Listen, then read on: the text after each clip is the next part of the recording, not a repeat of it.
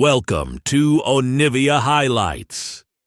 These are the best highlights from the LPL 2025 Split 2. Into the middle of the map, we can see though that might just be a little bit of a trade here. This is becoming a little bit more commonplace, but XQW potentially caught out.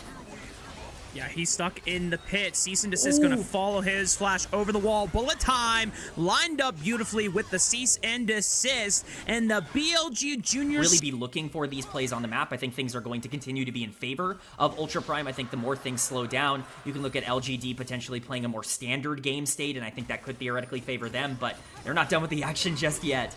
Are we sending the Pantheon Ultimate right on top here? I mean, this is kind of tricky. Saber is under fire, though, and nicely done for LGD to at least get 1-for-1 so far, ending up being a 2v1 against for LGD's favor.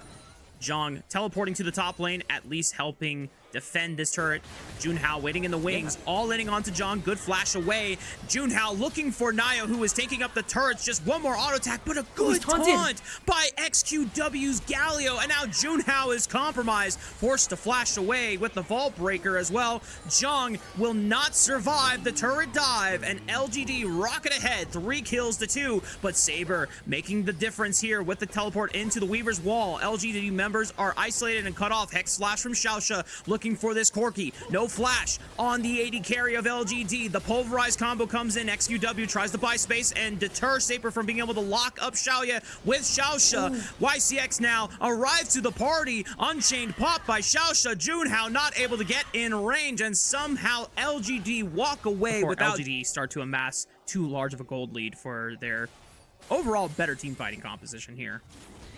Yeah, for Ultra, oh, well, I don't even get a chance to speak. We got to play topside. Yeah, Zhang is in trouble. No flash. So that's an easy collapse as LGD has a little bit of their own global power, but Zhang is able to at least sustain for a decent bit. But the fact that XQW TPs towards the top side, just to guarantee no funny business happens from Ultra Prime. Yeah, and once again, it's LGD just being more active on the map, creating more plays, and the one advantage that we were seeing for Ultra Prime throughout a lot of the early game is gone. Yorick with that big lead, it's disintegrated because of the 4 assists, and now top lane turret's going to be in danger. It's going to look like they're going to try to go on XQW to potentially try and punish.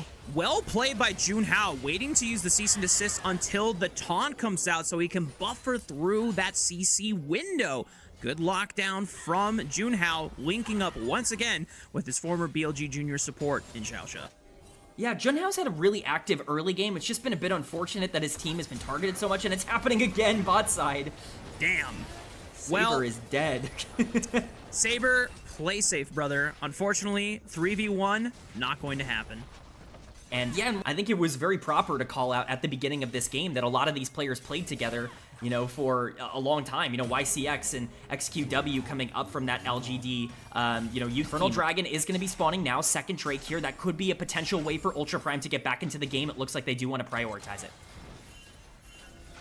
Junhao waiting in this banana brush, not on vision. I think Junhao might have been spotted here by LGD, so they at least are aware that Vi is waiting in this corner. Now looking for the initial ball breaker that guarantees the Talia combo onto YCX. Nautilus is in trouble. Bullet time comboed with the knockup. Well played by Ultra Prime. Once again, it is the core that used to play together on BLG Junior last year, all finally reunited in Junhao, Baye, and Xiaoxia.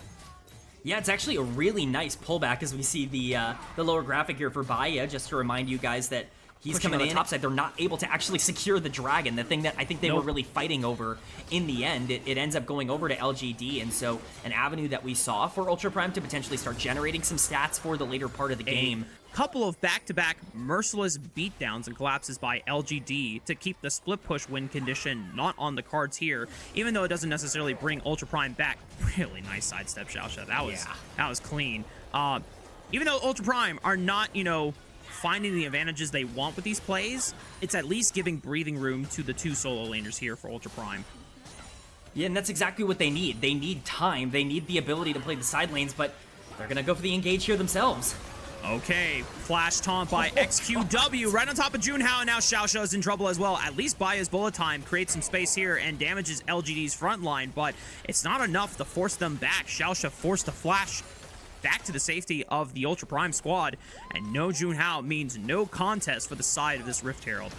Yeah, I mean, the CC chain is just ridiculous from the side of LGD. They have so many forms of lockdown that if you get caught up, if you go a little bit too far forward like Junhao actually did there, it's just impossible to pull something back. That being said, at least they're getting the bot lane tier 1 here in Yorick's favor.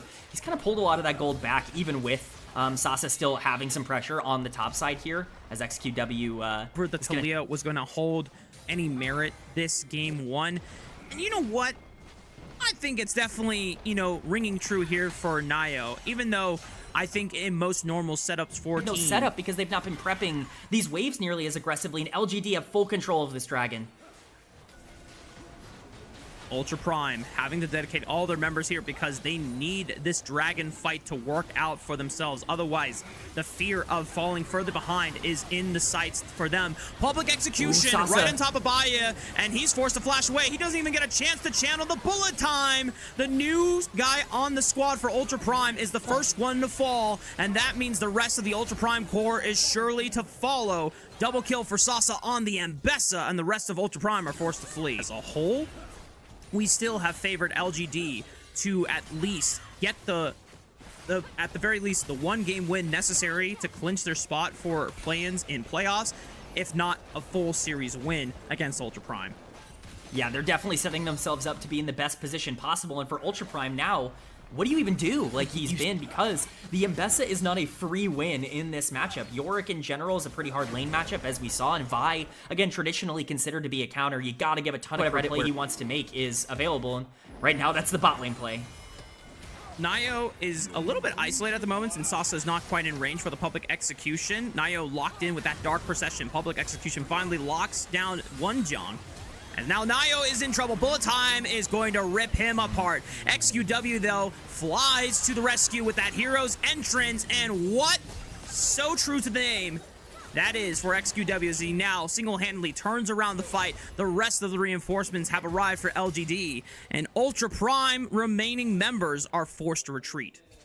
Yeah, this is the problem for Ultra Prime moving forward, is that even if you want to try and take this potential 3v3 where you feel like you've actually done a ton of damage to Nio early on in the fight, all of a sudden Nagalio is here, and all of a sudden Sasa is able to turn things around with a gigantic ultimate onto a primary target, and no damage is coming out from Yorick, and things just get so murky, so messy. That's third dragon now going over to LGD. We're going to get a replay here, but Baron is still on. Yeah, it's a toughie for Ultra Prime.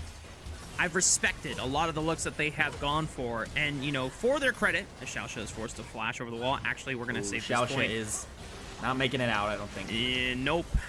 Not going to be the case. You know, unfortunately, that cow tried to do his damnedest to make it out alive. It's not going to be the case. Oh, I didn't even consider this. Shout out to producer Kelsey for getting a little bit of extra narrative flavor here. The fact that LGD Youth against BLG Junior was able to 3-0 this squad in the final for the summer lower bracket final goes to show that the story remains the same, at least for the core of LGD's squad against Ultra Prime's new core for this squad, as they continue another kill onto Saber's Talia, following up on the death of Junhao's Vi. Fully tanked bullet time there onto the mid laner, and it did maybe a quarter of his health bar. Like, we are really hitting the point where it's just becoming difficult to even see an angle for Ultra Prime to get back into the game. What I really want to point out in terms of why Ultra Prime are in this position is, to me, in the mid game, collapses onto the solo laners of Ultra Prime. We saw early on that dive into Saber's Talia on the top side, then Jong paying, you know, kind of the punishment of the play as well in response. And once your Yorick and Talia are starting to decelerate at the hands of LGD, maybe the Ultra Prime core that was formerly on this BLG Junior squad felt, okay, it's up to us to bring it back, you know, trying to rely on that LDL synergy that they were able to really master together as a squad. Unfortunately, not strong enough to gain a gold advantage against LGD as the siege continues into the base. Yeah, we're just looking at LGD perfect the art of pushing into the base here. Is there's really no way for Ultra Prime to be able to stop everything that's happening. The moment that one of Ultra Prime's members step up, they're almost instantly going to get bursted down by either this Corki or this Pantheon because of the gold difference. We're just going to have to see who the sacrificial lamb ends up being to potentially buy them some space. It's a nice flick on, though, and Xiaosha's going to be the one to go in. Oh, but Nayo's about to send it with the Grand Starfall, finding his way into the backline. XQW follows up beautifully with the hero's entrance. Saber is under fire as Sasa rips him apart, dancing around in that Drakehound step. And just like that, it's a 5-0 ace on the side of LGD. And with this push into the base, it's official. LGD will join EDG from Group Nirvana, and we'll see them in the play-in stage for playoffs. Shen ultimates kind of coming into different parts. You want to play for an Ezreal strong side here, so we're definitely going to get the chance to see whether or not Wako can step up and really be that player for All Out. And this is something I really want to highlight in comparison to game number 1, where it felt like Ultra Prime were a little bit on the back foot in terms of a lot of these tempo plays that they were trying to make on the map. It felt like they were being a lot more reactive than they were like creative. And you know, I'm excited to see themselves that as Nayo now has the ult advantage against the other jungler here, but the fact that Junhao was able to create so much space might give them the edge, as right now Saber, trying to battle for mid lane priority, has the ability to roam with the Realm Warp here. Nayo taking a lot of damage with these Mystic shots. He already used Flash Crash Down. Junhao's coming in, and we forgot about the Shen! Zhong, Taunt Flash, right on top of Xiaoya, and Ultra Prime make the first big play on the map. As oppressive in terms of the poke since you're not running Comet, but, you know, I can kind of see the sauce here as LGD trying to look for this dragon. True Shot Barrage. Oh, there's a Scion waiting in the bush. Xiaosha at least buys some time on the backline with this Magnet Storm, but XQW arrives to the party, flashing forward with the Tibber stun, as he actually hasn't even been used it yet. He is waiting to drop the bear, maybe for the second fight, but Sasa falls in the fight here. They don't even win on the side of LGD. Ultra Prime are able to brute force them away from the dragon. Yeah, it was a super sloppy fight from LGD. I'm not even really sure what ended up happening there. It felt like they had a lot of priority going into that. The moment that XQW roamed up on the Annie and flashed in, I was like, oh man, this is going to be a gigantic Tibbers. It's going to land onto 3. You're going to get this big stun off, but it didn't actually end up coming out the stun. Walk bot side, because XQW is getting a ton of solo time here on the Annie. Yeah, and you got to get the Annie moving. Oh my god, they got caught. Magnet Storm right onto LGD. The biggest damage dealer is Nayo on this Nefiri with the Shojin Rush. Sasa does a decent amount of damage, but still it is Junhao that steps up, flashing forward, and this Sasa Scion ulti goes wide, trying to set up with that unstoppable onslaught for the anti-teleport, but XQW not going to get a chance to get in range, as you called it. No flash, already used it in the wait, you know, whether Wako's Ezreal is, you know, making the clear difference here, but with the fact that Ultra Prime are playing a lot better in this game too, you know, Angle will get spotted as soon as he steps on top of this blast cone, so it's up to Xiaosha whether he wants to go for it. Now suddenly LGD are like, wait a minute, who just popped the Scryer's Orb? Someone's over here on the right side, and now they're gonna get pinched. Flash from Xiaosha, looking for the Magnet Storm, pulling them all in, but they eliminate Junhao first. Hound's pursuit for the reset. Nayo is now starting to turn it up here on the Nefiri. Ultra Prime are run out of the river, and the third dragon goes the way of LGD. Yeah, no Jung ultimate coming in from him on the Shen. He's not able to join the fight really at any point. The TP gonna come in to save this tower. I don't believe Jung's gonna be able to get there in time. Sasa is gonna be able to make his way top lane to at least kind of like waiting stacked up, because you just got vision from Xiaosha from the Scryer's Orb trying to... I'm starting to fear for my voice, because I'm naturally gonna get excited about the tension we have, and it has, as we've already can tell, it is on, you know, high pressure tonight, as 6k HP already being dropped on this Otacon. Nayo first sending it, and Cole the pack gives him the immunity. Junhao's gonna force the flash right on top of the Fury. Nayo trying to kite his way out, the Eviscerate dashing forward. Meanwhile, the rest of the fight, LGD forced to retreat as Junhao gets the 1v1 solo onto Nayo. Now rejoining the fray. Zhong, taunt flash right onto XQW's face. Sasa not going to survive. Xiaosha continuing the chase on top of LGD's backline. Xiaoya under fire, and unfortunately for Ultra Prime, Rel does not do a lot of damage to at least solo out Xiaoya, but he has done his job in forcing this Varus away, and now Ultra Prime have sole control of this Thornbound Otacon. It's disaster for Nio, the most important member of LGD, the one with all the gold and the one with the potential to bring this game back. He ends up tracking onto Saber, who has a brilliant flash over the wall to bring the Nefiri into all 5 members of the enemy team. They burst him down as quickly as they can, and there's just no way for the Nefiri to actually be relevant in that. The first one's in here. Xiaosha looking for Nio to face check the bush. Pops the call of the pack, good eviscerate, and the stun from the Annie Tibbers, but Junhao ensures that this dog is getting run down and put down. LGD will lose their mid laner after the fight, even finding Xiaoya in the backline as Wako just sends him back to the fountain courtesy of a few mystic shots. LGD were able to at least get 1 off the back of Xiaosha, but they lose 4 in the trade. This is the second time that Nio has been the first one to walk up, and I understand the worry that that Baron is just gone, but for the Nefiri to be the one that has to face check these bushes, it just creates a scenario where Nio's getting bursted down before the fight starts, and that's your only way to ever win the fight if you're LGD. It's a disaster scenario for them. It's 2 fights in a row where it feels like it was over before it even started, and obviously it's fantastic follow. Answer Nio's very feared Nefiri with a lot of poise and a lot of calculated precision here, and being able to just put this dog down. Ultra Prime continuing the siege onto the bottom lane, knocking out the tier 2. XQW, okay, there's no taunt, so yeah. He can't interrupt it, so XQW will join the fray here. Stand United already used Giant to flank. allow Zhang to be, oh my goodness, where's the Annie? Dude, does Ultra Prime know? Oh, okay, well, Wako now spots the Annie, and now XQW is on the wrong side of the tracks, gonna try to run for her life, as thankfully that E gives a huge movement speed steroid, but it does mean Ultra Prime will just pick up the Infernal Soul for free. Yeah, I mean, that's a flank from a million miles away. The team had absolutely no way of being able to follow up on that. You gotta love the full cross-country trip that Annie had to make to even try and join the fight, but you know, for Ultra Prime, that's Soul, and it's Soul for free, and they have Baron, and it's not just Soul, it's Infernal Soul, and they have 2 Infernal Dragons. This is a terrifying situation for LGD. They now have so much damage to deal with, and, you know, especially if you're Nio, you're gonna get bursted down so quickly in these fights. Look at YCX, he's just dead.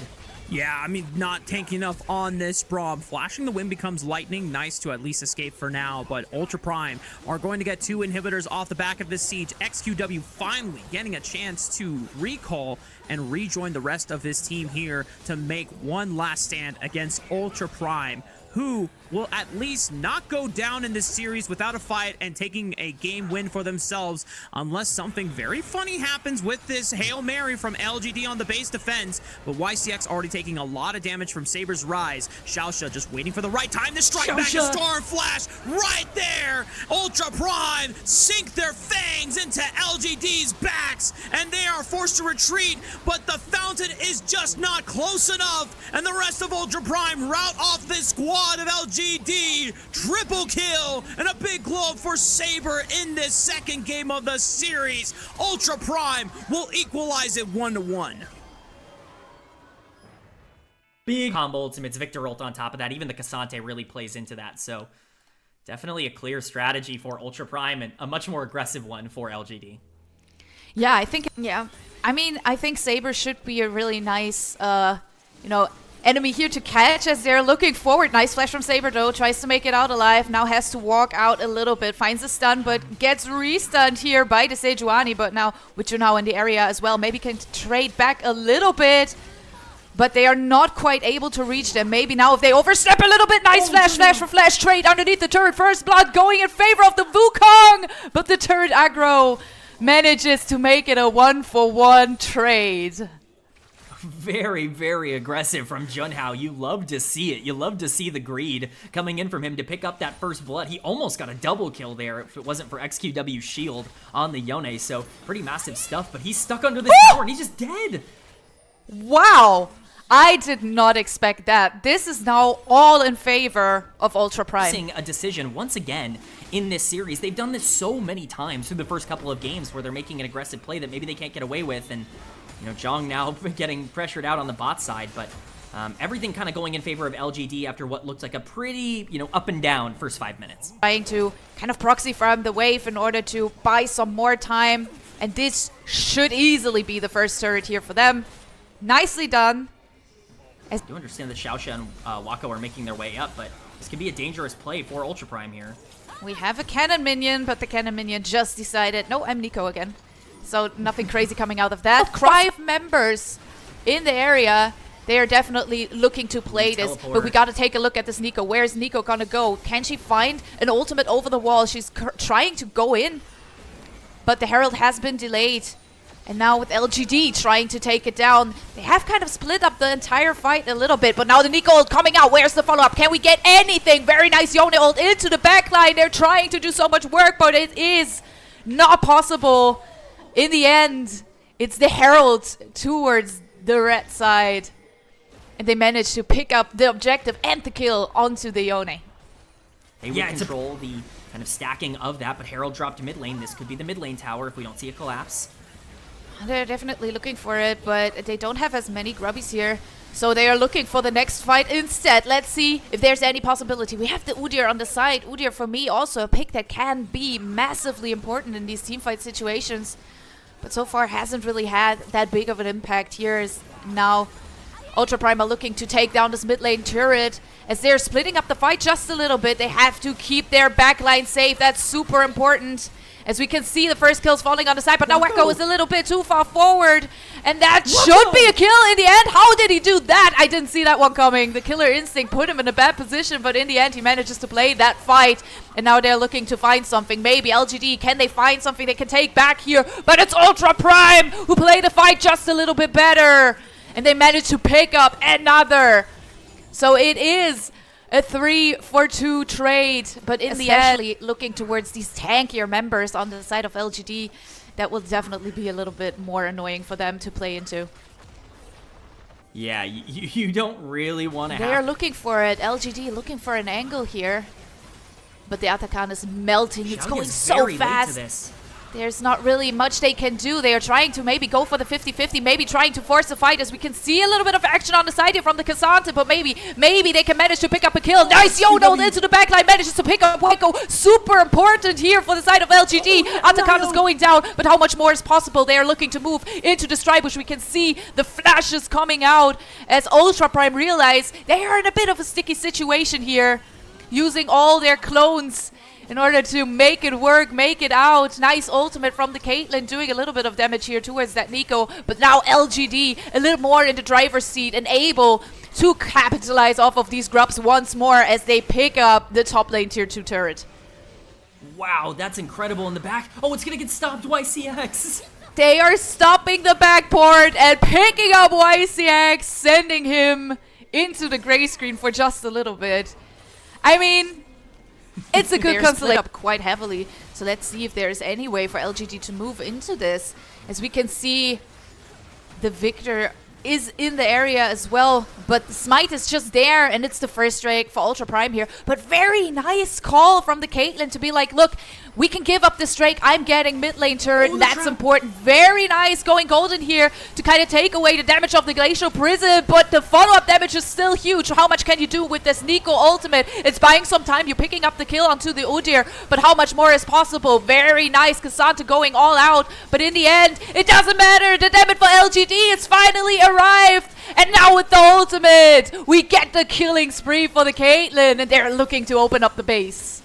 And just like that, everything that we have built towards comes to a gigantic conclusion. What a fight from LGD, about as good as you could predict it. And they're not just settled for winning the fight, they're going to try to end the game.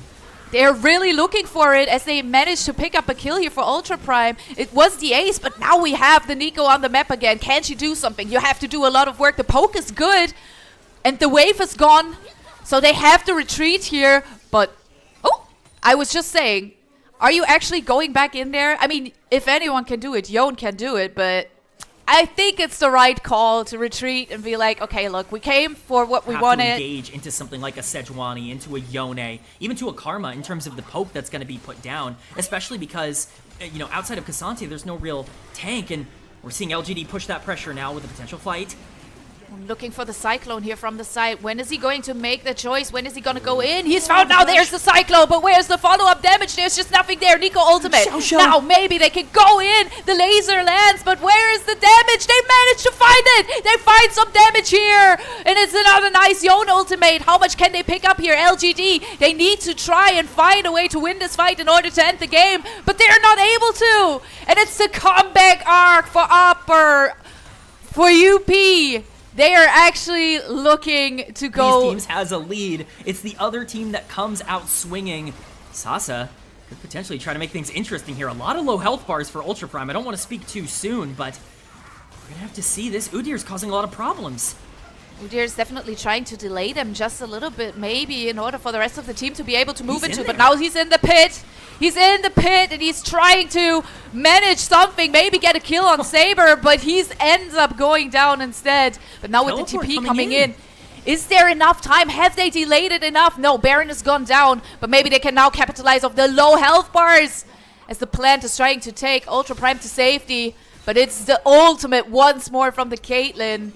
Just the headshot from down. As we love what LGD has been doing and the amount of control they've been able to put over the map, this is not a comp that scales nearly as effortlessly as Ultra Prime. They're looking to maybe pick up a turret here and there.